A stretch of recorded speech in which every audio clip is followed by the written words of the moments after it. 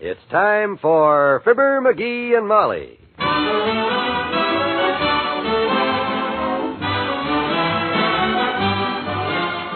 Sundays through Thursdays, NBC brings you Fibber McGee and Molly transcribed. The show is written by Phil Leslie and Ralph Goodman and directed by Max Hutto.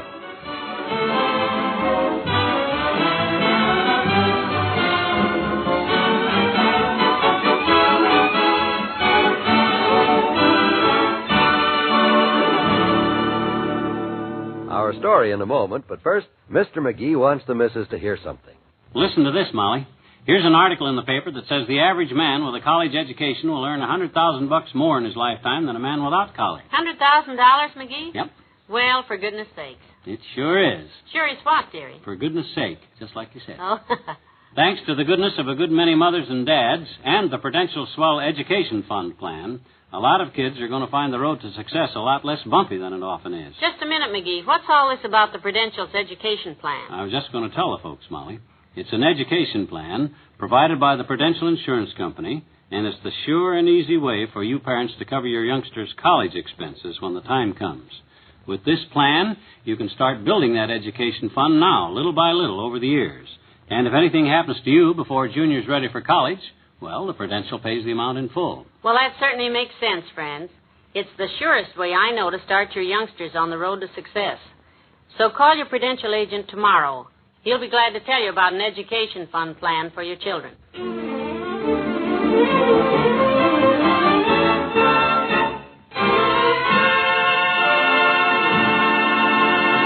Mrs. McGee is in the middle of one of those days when there just isn't time enough to do everything that has to be done.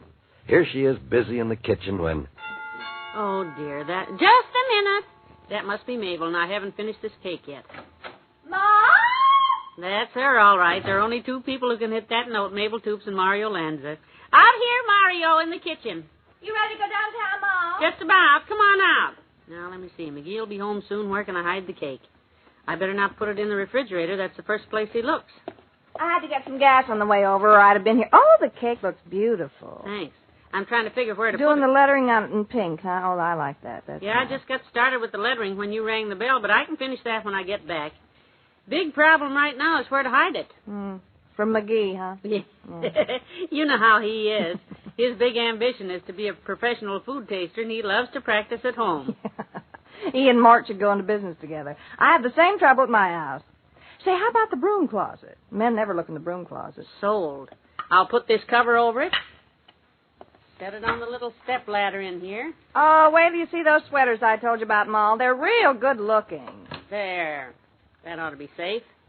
What did you say? Those sweaters I told you about at Martington's. Wait till you see them. They're just perfect. Real lightweight. You know, for cool evenings. I think it'll be a perfect gift. Well, I hope he likes it. This is a very special occasion. Come on, I'll grab my purse and I'm ready to go. Yeah, good. McGee has the car downtown. If it wasn't for you, Mabel, I'd be stuck. Ah, glad to be of service to you. And the sweater idea is great, too, because it sounds like just the thing. Is it all right to talk now, Johnny? Put this box of groceries down? Yeah, okay. Coast is clear. Ah, that's good, because this stuff is heavy. Another thing. Next time you sneak up behind me and clap your hand over my mouth when I'm about to yell, "Grocer boy," warn me, will you? It ain't that my heart is weak, but my teeth ain't too strong. Well, I'm sorry, but I was just coming in the back way when I heard all this talk about Molly baking me a cake because today's a special occasion, so I wanted to hide there on the back porch till I found out which occasion. Which occasion? You mean you don't know? Haven't got the faintest idea. Well, it ain't your birthday, Johnny. No. We had that a few months back, just 2 weeks to the day after you started dropping hints all over town. Okay, so it's not my birthday. I know that. That means it's some kind of an anniversary for both of us, and that's worse. Worse? Yeah, which anniversary is it? Gee whiz, I don't know. How many kinds of anniversaries have you kids got? About a dozen, doggone it. Molly's very sentimental, you know. I know she is, son. I know. Every time she mentions all the chances she had, and then she married you, a tear comes into her eye. Oh, snip it. Does not. Dad dread it, this is confusing, you know. Let me see. There's the anniversary of the first day we met. No, we celebrated that a couple months ago. Well, ain't that one then. Then there's the anniversary of the day I asked her to marry me, and she said yes, and we got engaged, and her father said he'd hold the ring, and we discussed the matter further when I got a job. That's an important anniversary, too. And a long one. Oh, I could... Hey, wait a minute. The cake. She said she had lettering on the top of it. All I got to do is get it out of the broom closet and read the top of it. That'll tell me. Johnny, you are a genius. Wished I'd have went to high school. I'll set it out here on the sink where I can see Say, it. what does it say? What does it say? It says happy. Yeah. Oh, that's all, just happy. Oh. Dad-ratted luck, I got to figure out what day this is, because when I forget anniversary, she gets so hurt sometimes she won't even cook dinner.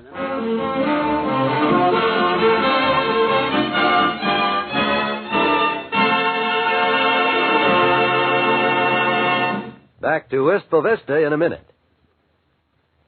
Underfed people around the world will be grateful to you if you participate in CARE's Food Crusade.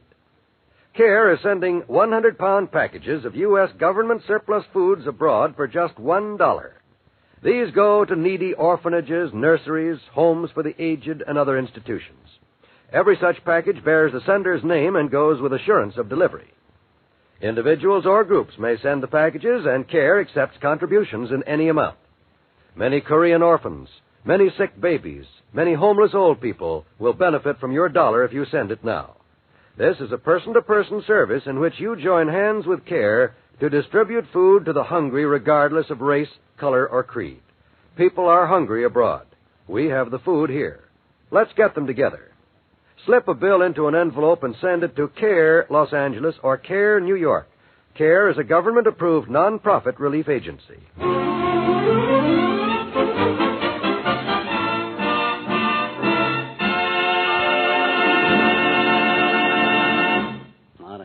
Timer was.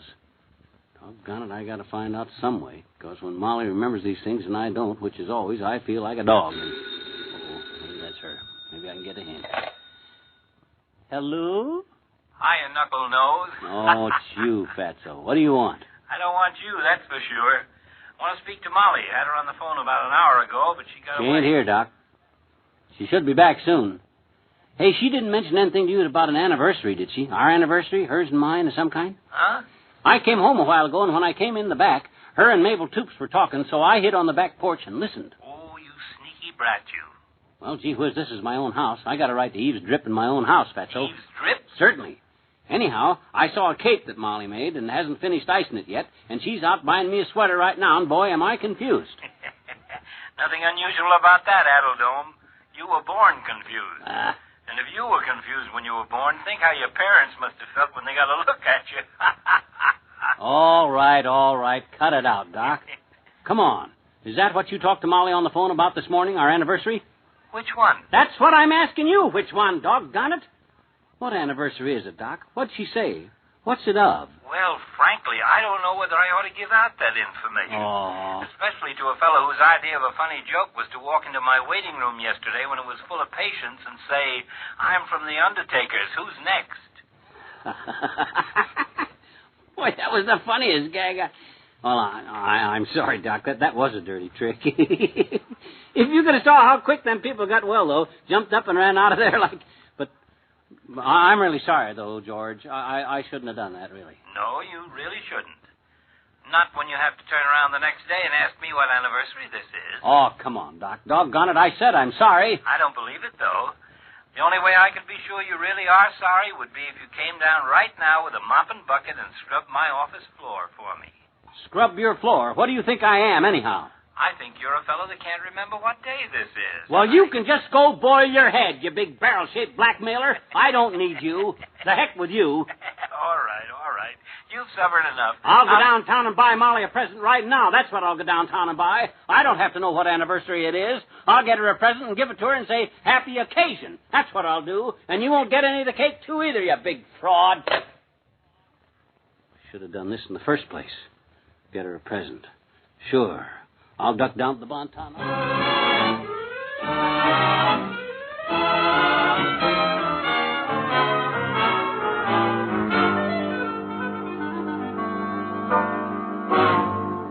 Yeah, Wimp, I went down to the Bonton and bought her a pair of earrings. $6 they cost me, but this way at least I know I'm set. No, I haven't figured out what anniversary it is yet, but, maybe it's what? In memory of the first time she ever hit me over the head with the Davenport. No, we don't have any anniversary like that, Wimp. She just came in the front door. We've got to go. Bye. Well, welcome home, Tootsie. I missed you. Did you really, doll boy? I'm glad. What do you want, you big backstabber? You got a nerve walking in here without knocking anyhow. Look, simmer down, will you? I didn't have time to knock. Molly's just getting out of Mabel Toops' car out front, and I wanted to tell you what She is? Oh, my gosh. What's the matter? Where are you going? Oh, I left the cake out on the sink. I got to sneak it back in that broom closet so she don't... Poor McGee. That was a kind of a dirty trick, letting him go out and buy a present. But if he hadn't gotten sore and hung up, I'd have told him. Yoo-hoo, anybody home? Hello, Molly. I'm in the living room here. Oh, hello, Doctor. I'm glad you're here. Everything's all set. Oh, swell. Mabel Toops and I bought the sweater, and the cake is just about ready. Yes, I hid it in the broom closet while I went downtown. Because you know how crazy McGee is about that chocolate icing. Isn't everybody? I haven't finished lettering it yet, but it'll only take a few minutes. I've already spelled out the word happy in the center. Good. The nurses will love it. It's going to say to Happy, our hospital mascot. And wait till you see the sweater we got him. It has 2 little holes for his front feet to stick through and a place to pin his dog license.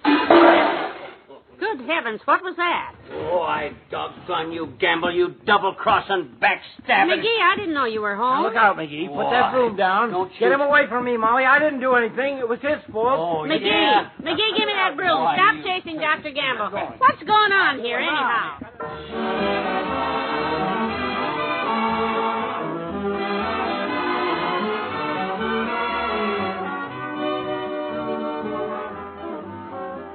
Fibber and Molly will be right back. Got time for a 10-second quiz? What is monitor? One who keeps order? The ironclad ship used in the Civil War? A large lizard? Or NBC's newest radio sensation? The answer is they're all correct.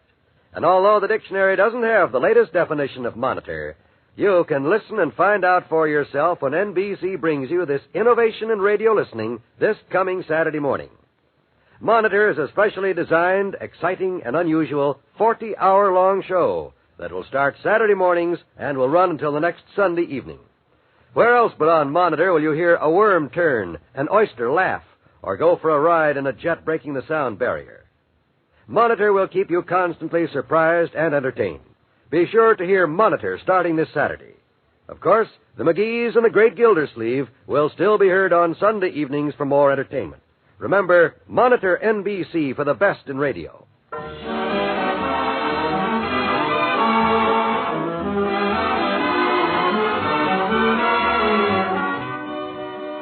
McGee, Miss Cuddleton just phoned from the hospital. Said the nurses loved the cake. Said the party was a big success. They all sang happy birthday to Happy, and when they put his little sweater on him, he loved it. Har, har. And then they put a piece of cake in front of him, and Dr. Gamble got down and reached over to pin the new license on the sweater, and the dog bit him on the hand. Bit, Doc? How bad did he bite him? Did he bleed? No. As a matter of fact, he didn't bite the doctor's hand at all. He licked it. Just trying to get a laugh out of you some way. Oh. Good night. Good night, all.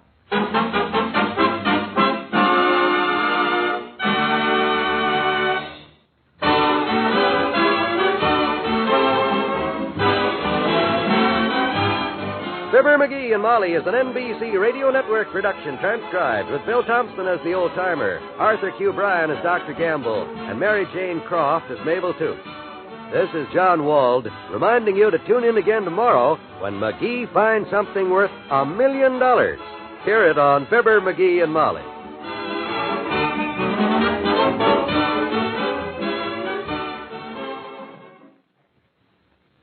Laugh with Throckmorton P. Gildersleeve, the great Gildersleeve, that is, tonight on the NBC Radio Network.